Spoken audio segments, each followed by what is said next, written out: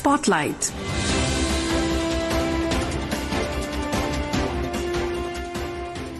This is Akashvani. In the program Spotlight, now we bring you a discussion on BRICS Sports Joint Declaration promoting cooperation in sports. The participants are G.Rajaraman, Senior Sports Journalist, and Nishit Kumar, Anchor.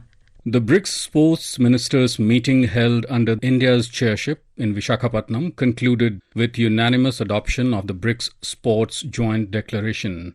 A core highlight of the declaration is the formalization of frameworks of leveraging cutting-edge technologies and advanced science for holistic athlete development. And to discuss more about it, we are joined in by Mr. G.Rajaraman, Senior Sports Journalist. Mr. Rajaraman, welcome to the show. Thank you so much, Nishit. Always a pleasure to be on Akashvani. So, Mr. Rajaraman, the establishment of BRICS Working Group on Sports Technology has been one of the highlights of the meeting. How do you see this? We are still awaiting details of how this is going to pan out, but I'm quite excited that there will be a working group on sports science, athlete performance, AI, digital transformation and innovation, with India making a big contribution. But there is so much to learn from other countries like Brazil and China for sure, South Africa as well, that if we can make the most of this working group and if we can all learn from each other, I think the BRICS countries and their partners will all benefit from this, and the world will become a better place, a better sporting place and a better place in itself. So, among the multi-dimensional focus, the working group has been rather mandated to steer direct cooperation across sports science, artificial intelligence, as you mentioned, digital transformation, governance and general sports innovation as well. Now, how significant is this, Mr. Rajaraman? No, it's very important, Nishit, that we learn from each other, and especially with sports science. We are maybe a few years behind the rest of the developed world. Basically, if you look at the US, you look at European countries, or you look at Australia even, and China perhaps, because China behind a curtain, we don't really know what kind of sports science they use. But many of these advanced countries have benefited from the use of sports science. We are just about beginning to embrace sports science and move forward. So it's going to be a very significant step. All the conversations around sports science will only ensure that India takes to sports science a lot more than it has done in the past. Of course, we have changed in the last 10 years. We are taking those baby steps in sports science. So to me, it's a very significant step, primarily because there will be a lot more conversation around sports science and there will be greater acceptance of sports science. I'm also excited about the fact that AI will be used by this working group on sports technology. It's important because India is now trying to discover a new way to identify talent. And this is perhaps an opportune time for us to understand from the other countries how they have found talent, how they have discovered talent and then developed it. India is in a very exciting phase. A lot of money has been earmarked for talent identification. And I'm guessing that AI will play a very big role in the new model of talent identification in India. Well, talking of cooperation, Mr. Rajaraman, India and other member states have committed to contributing specialized domain experts, data scientists, and sports medicine practitioners to shape cross-border technological frameworks. Now, how do you see this? Again, it's a very important development.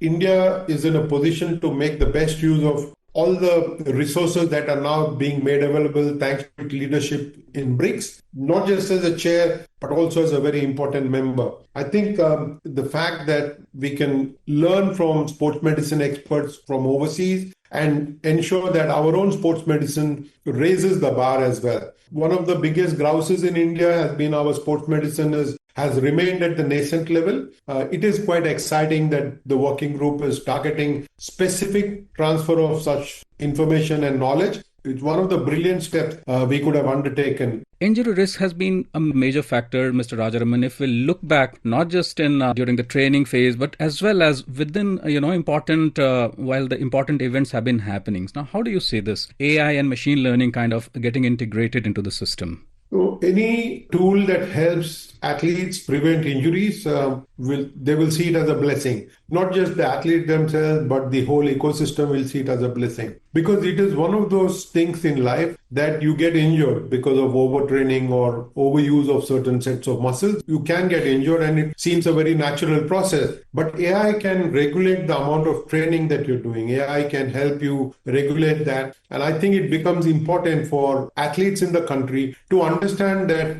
overtraining is never going to help you. We've all heard of theories of 10,000 hours of training in the pursuit of excellence. Today it is about smart training. More and more coaches are understanding that. More and more athletes are understanding that. But it becomes very important to monitor the amount of training that is done and the amount of smart training that needs to be done. So AI is going to be a very big tool in this whole process of managing workloads of athletes so that they don't get injured. Injury prevention will be one of the biggest draws from this BRICS summit that was held in Visakhapatnam. I think it is also critical that athletes learn how to manage themselves and stay clear of injury. And Mr. Rajaraman, talking of digital infrastructure and management when it comes to sports and sporting disciplines, now member states, the BRICS member states, of course, as well explored sharing digital architecture for sports administration and anti-doping transparency, athlete tracking databases, and seamless virtual coaching registries. Now, I would like to understand, Mr. Rajaraman, these kind of initiatives which member states has kind of come up with, how will this help in furthering the cause of the sporting discipline? That is one. And of course, the administration,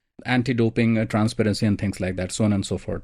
Again, it's a very, very, very important part of sport. If we have to develop our governance as to get better, and since we are a large country with a massive population, especially with a lot of youngsters who are willing to play sport and who believe that sport is now a very important pathway to succeeding in life, and it's a very good way to make money as well. So you need to have very, very clear governance structures in place. You also need to ensure that these governance structures are digitally monitored. Very important for athletes to embrace the digital technology that is coming. And after all, we are leaders in information technology. But with a vast country, you need to understand that one of the most important parts is data. And data sciences, we are probably not very good at reading data at this point of time. We are collecting a lot of data. I remember one program that India launched had to pull back because they were not able to analyze the data really well. And I'm talking in the field of sport. So hopefully we will learn from other countries and ensure that the digital transformation that we're talking about will help our sport get better.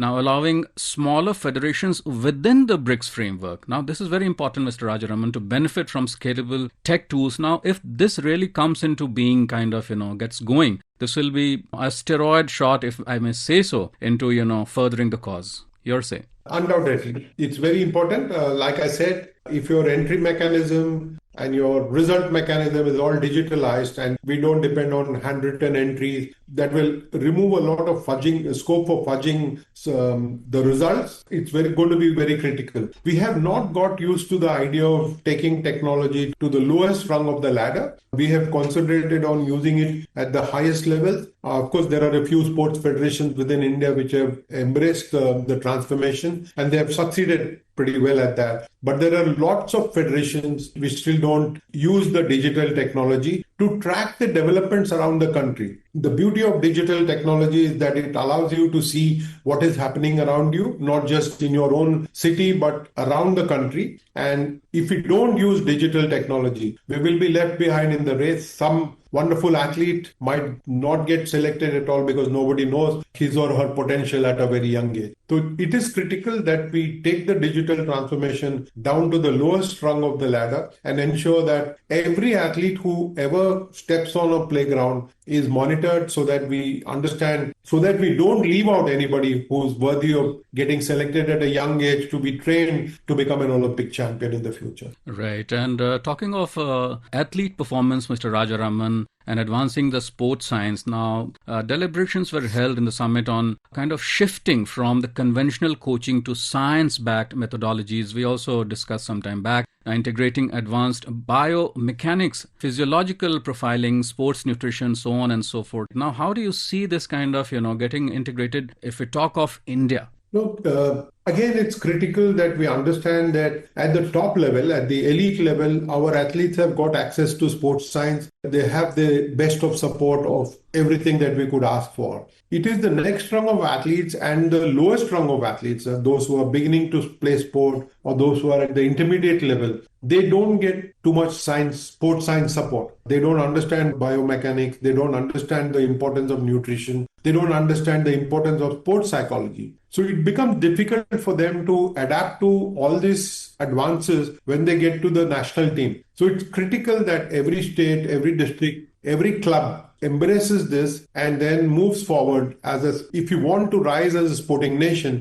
Transformation has to happen at the bottom of the ladder rather than at the top. The top is taken care of in the last 10, 12 years. We have paid a lot of attention to our elite athletes under the top scheme. But it's critical that the Khelo India athletes, especially the 3,000 young athletes who are on the Khelo India program, are supported with sports science and ensure that their coaching is done on a scientific method. We have left it to their devices, the devices of their own coaches at the grassroots level or in the intermediate level. So it becomes very, very important for India to ensure that we take this whole conversation down to the lowest level, so that when you're introduced to sport, when you are first hitting a tennis ball or a badminton shuttle, you are introduced to sports science at the same time. It should not be that sports science comes into your life at a stage where you have developed as a national level athlete and then it sprung in as a surprise. So we need to take these conversations down to the lowest level, and I'm sure that the developments in the BRICS Summit, the declaration made there, will help us take these conversations down to the lowest level.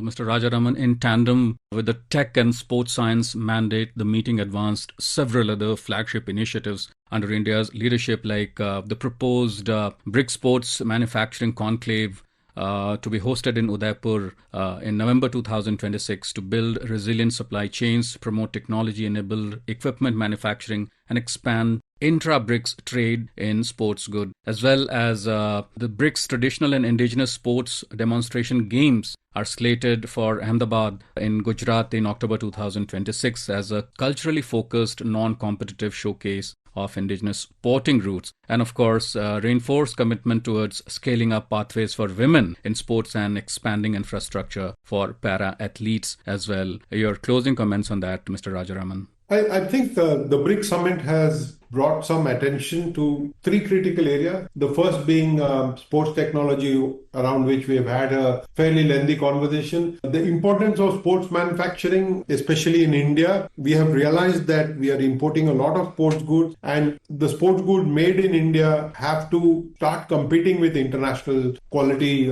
Also, it's important to realize that the whole conversation around indigenous games and sports becomes crucial, primarily because we should not just be chasing Olympic sport and forgetting our own traditional sport, which is why the Prime Minister's initiative to push yoga besides Kabaddi and Kho-Kho in the international circuit is a very, very crucial one. And I'm sure that other countries will have similar sport. There's plenty of martial arts in India which are popular in regions, Silambam in Tamil Nadu or Kalaripaitu in Kerala, Thangta and Gatka in Manipur and Punjab. If we can showcase all of that to the world and we learn from some of their own traditional sports from the BRICS countries, this will ensure that it is not just about competitive sport, but also holistic development of society as a whole through sport. Even if it is traditional sport, there will be development of the society at large. I think that has been one of the hallmarks of the BRICS Summit. Thank you so very much, Mr. Rajaraman, for having joined us and shared your views. Thank you so much, Nishit. You were listening to a discussion on BRICS Sports Joint Declaration promoting cooperation in sports. The participants were G.Rajaraman, Senior Sports Journalist, and Nishit Kumar, Anchor. This program was produced and presented by the News Services Division of Akashvani. You can listen to it on our mobile app, News on AIR. This program is also available on our YouTube channel, News on AIR Official. Spotlight.